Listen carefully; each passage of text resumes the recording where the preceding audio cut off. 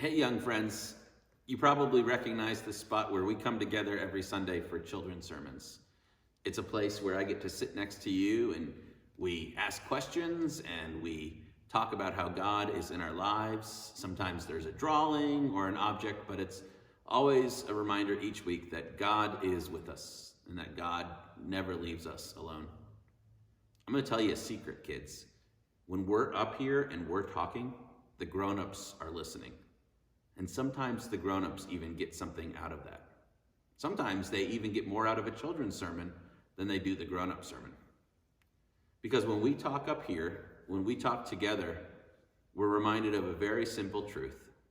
And that is that God loves us no matter what.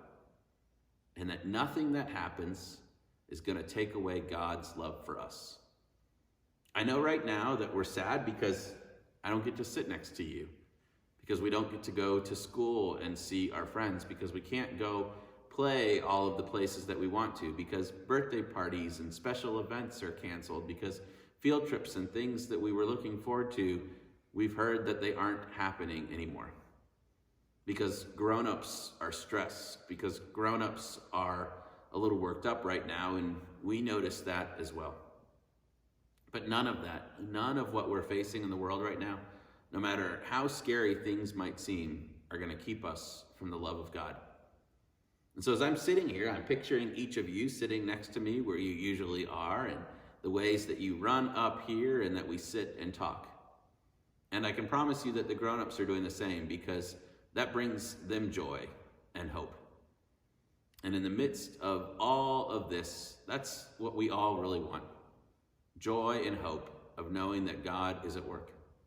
And that God's working in all those who work in medicine, at hospitals, that God's working in all those who work at grocery stores, that God's working through all those who keep us safe, that God's working us through all those who are teaching you through a computer now instead of in a classroom.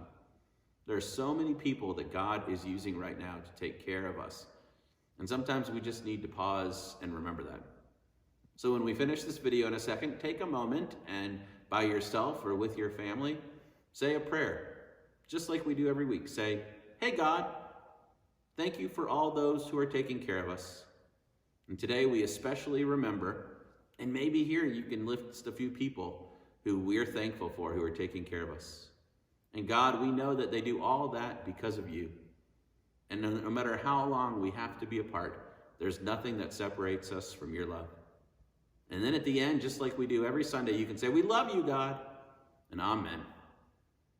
And we know that God loves us and that God will continue to take care of us.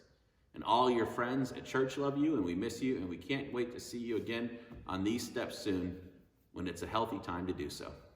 Take care, friends. Amen.